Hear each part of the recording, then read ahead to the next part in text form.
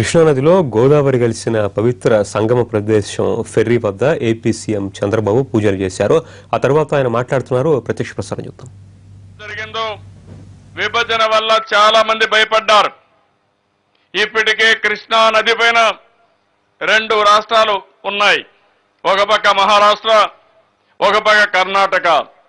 ఇప్పుడు 3వ రాష్ట్రం మళ్ళీ తెలంగాణ అయింది. 3 రాష్ట్రాల్లో నీళ్లన్నీ వాడుకున్న తర్వాతనే మనకు నీళ్లు వచ్చే పరిస్థితి వస్తుంది. పోయిన సంవత్సరం నీళ్లు రాలేదు. దగ్గర 40-50 టీఎంసీ కూడా రాకుండా తాగేదానికి నీళ్లు లేకుండా అవస్థపడ్డాం. ఇవన్నీ చూసిన తర్వాత నాకు అనిపించింది, ఈ రాష్ట్రానికి నదుల అనుసంధానం తప్ప వేరే మార్గం లేదని ఆలోచించి పోలవరానికి ప్రాధాన్యత ఇచ్చింది ఈ తెలుగుదేశం ప్రభుత్వం అని చెప్పి కూడా మీ అందరికీ తెలియజేస్తున్నాం. ఈరోజు పోలవరం ప్రాజెక్టు విభజన చట్టంలో జాతీయ ప్రాజెక్టుగా తీసుకోవాలని చెప్పారు. అయితే ఈరోజు మీరు ఆలోచిస్తే ఒక ప్రాజెక్టు పూర్తి కావాలంటే కొంత సమయం పడుతుంది. నేను ఒకటే ఆలోచించాను, పోలవరం ప్రాజెక్టు పూర్తి చేస్తాం. మనం ఒకసారి చూస్తే ఈరోజు గోదావరి మనందరికీ జీవనాడి. పోయిన సంవత్సరం గోదావరి పుష్కరాలు జరిగాయి. ఆ గోదావరి పుష్కరాల్లో నేను ఒకటే గోదావరి తల్లిని కోరుకున్నాను, చల్లని చూపు చూపి మా పేదరికాన్ని నిర్మూలించండి, నీ నీటితో ఈ భూమిని పవిత్రం చేయమని ఆ రోజు నేను మహాసంకల్పం చేశాను. నేను కోరుకున్నది ఒకే కోరిక, మీరందరూ ఆనందంగా ఉండాలి, గోదావరి తల్లి చల్లగా చూడమని ఆ రోజు ఆ దేవతను ప్రార్థించాను, ఆ నదీ తల్లిని ప్రార్థించాను. సంవత్సరం అయింది, గోదావరి కృష్ణమ్మ దరికొచ్చింది. ఇది ఒక చరిత్ర. ఈరోజు మీరు చూస్తే కృష్ణమ్మ మనందరికీ ప్రాణనాడి, గోదావరి జీవనాడి, కృష్ణమ్మ తల్లి ప్రాణనాడి. ఈ 2 కలిశాయంటే ఇంకా మనకు దిగులు లేదు. తప్పకుండా ఏదనుకుంటే అది చేసే అవకాశాలు ఈ నదులు మనకి ఇస్తున్నాయని చెప్పి కూడా నేను మీకు తెలియజేస్తున్నాను. ఒక సంకల్పం, మీకు కూడా ఒక ఆదర్శం కావాలి. ఎప్పుడైనా సరే ఒకటి అనుకుంటే మనము చెయ్యలేము అనుకుంటే మన జీవితంలో ఏది చెయ్యలేము. ఇది సాధ్యం అనుకుంటే అసాధ్యాన్ని సాధ్యం చేయగలుగుతాం. ఈ జిల్లాలో మీరు చూస్తే నందమూరి తారక రామారావు గారి పుట్టిన జిల్లా కృష్ణా జిల్లా. ఆయన ఒక వ్యక్తి కాదు, ఒక వ్యవస్థ. ఆయన చూస్తే తెలుగువారి కీర్తి ప్రతిష్టల్ని ప్రపంచం మొత్తం చాటి చెప్పిన ఏకైక నాయకుడు ఎన్టీఆర్. అలాంటి వ్యక్తికి మనందరం వారసులం. ఆయన జీవితం మనందరికీ ఆదర్శం. ఒక మామూలు కుటుంబంలో పుట్టాడు. ఏదో మా మామగారు అని చెప్పి నేను చెప్పడం కాదు, కానీ ఆయన దగ్గర నేను నేర్చుకున్నాను, పట్టుదలకు మారుపేరు. కృషి ఉంటే మనిషి ఏదైనా సాధిస్తారని నిరూపించిన వ్యక్తి ఎన్టీఆర్ అని చెప్పి కూడా నేను మీకు తెలియజేస్తున్నాను. అలాంటి వ్యక్తి ఆధ్వర్యంలో మనం ఒకసారి చూసినప్పుడు నేను ఒకటే ఆలోచించాను, పట్టిసీమ ద్వారా గోదావరి నీళ్లు కృష్ణాకు తేవాలని ఒక సంకల్పాన్ని నేను చేసుకున్నాను. దీనికి కూడా కారణం ఉంది. గోదావరి ప్రాజెక్టు పూర్తయితే కుడి కాలువ ద్వారా నీళ్లు కృష్ణాకు వస్తాయి, కానీ దానికి సమయం పడుతుంది. అయితే ఒక పట్టిసీమ ప్రాజెక్టు ద్వారా ముందుగానే ఉండే కాలువల్లో నీళ్లు తీసుకురాగలిగితే మనకు చాలా వరకు నీళ్లు ఉపయోగపడతాయి. కృష్ణా నిధి నుంచి ఆ నీళ్లు మనం ఉపయోగించుకుని ఇక్కడ కానీ చేసి పైన శ్రీశైలంలో రాయలసీమకి నీళ్లు ఇచ్చి రాళ్లసీమను రతనాల సీమగా చేసే అవకాశం వస్తుంది. మీరు చూశారు, ఆ రోజు నన్ను అందరూ విమర్శించారు. ఈ అపోజిషన్ పార్టీ అయితే ఒక పనికి మాలిన పార్టీ ఒకటి ఉంది మన రాష్ట్రంలో. ఆ పార్టీ నేర చరిత్ర కలిగిన పార్టీ. అభివృద్ధిని అడ్డుకోవడమే ఆ పార్టీ పని. అందుకే నేను పట్టిసీమంటే దాన్ని అడ్డుపడ్డారు.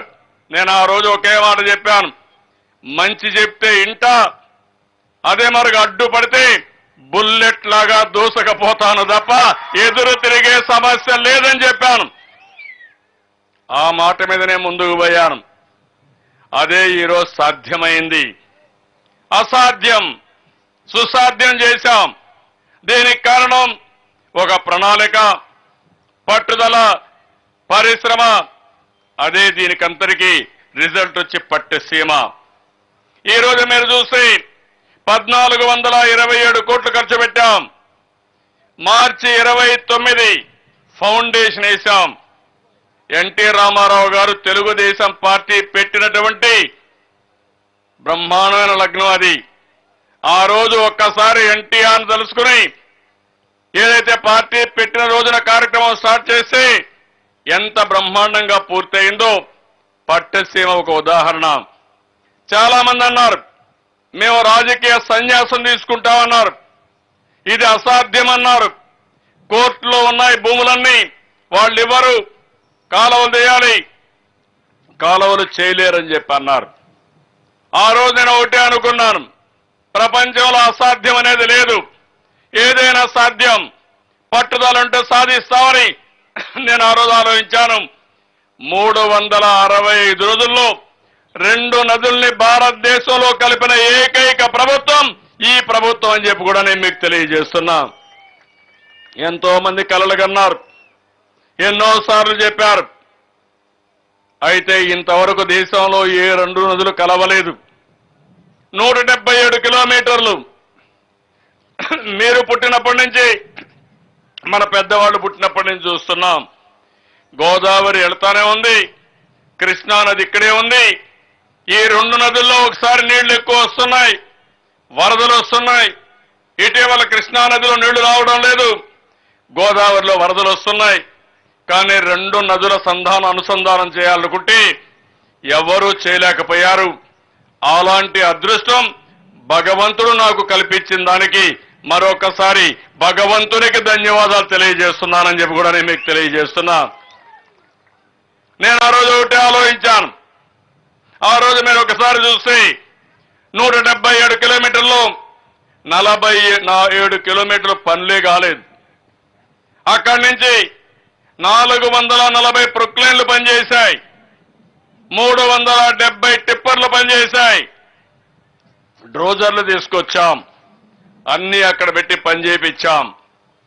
అదే మరి భూమి అయితే 1800 ఎకరాలు ల్యాండ్ అక్విజిషన్ లో భూమి ఇవ్వమని రైతులు కోర్టుకెళ్లారు. నేను వాళ్ళని పిలిపించి మాట్లాడాను.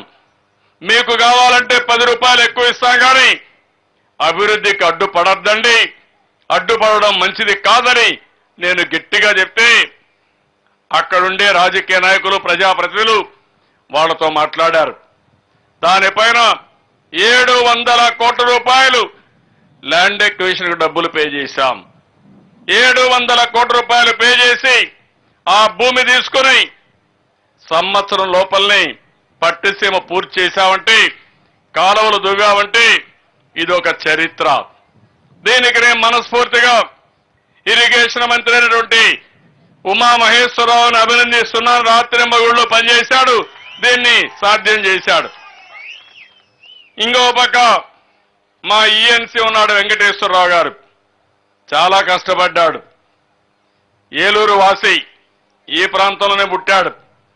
ఒక మాటలో చెప్పాలంటే వారికి ఒక మాట చెప్పాను, వెంకటేశ్వరరావు గారు కేఎల్ రావును ప్రజలు గుర్తుపెట్టుకున్నారు. అదే మరి ఇంకొక పక్కన చూస్తే శివరామకృష్ణన్ రాయలసీమలో గుర్తుపెట్టుకున్నారు.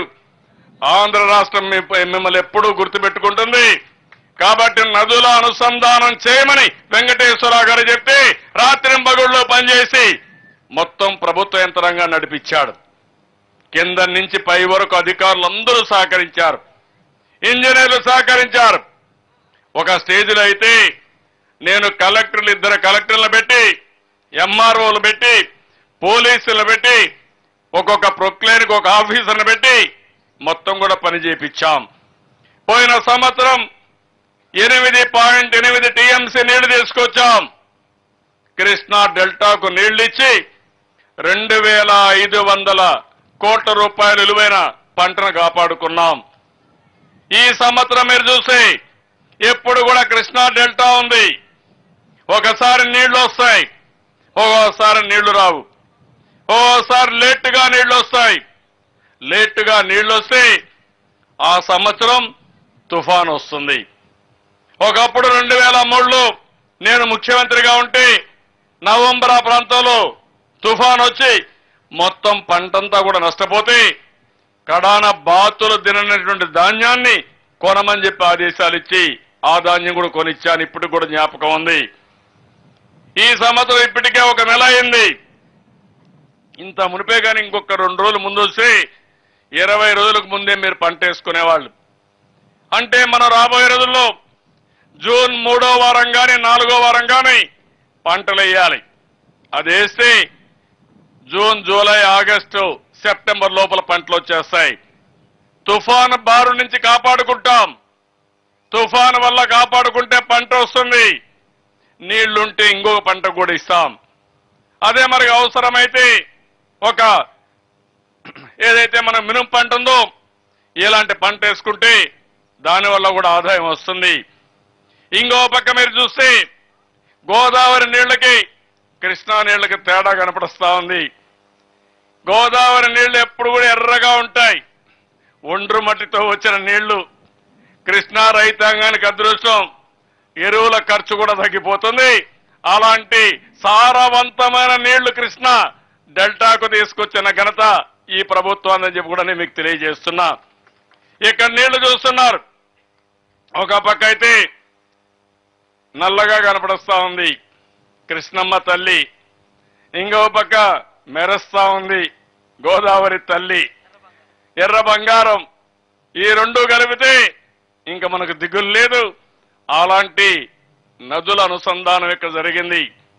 అందుకే నేను ఇక్కడ పేరు పెట్టాను, ఈ ప్రాంతం ఒక పవిత్ర సంగమం, 2 నదుల కలయిక, ఒక పవిత్రత. అలాంటి సంగమం పవిత్ర సంగమం అనే పేరు కూడా పెట్టాం.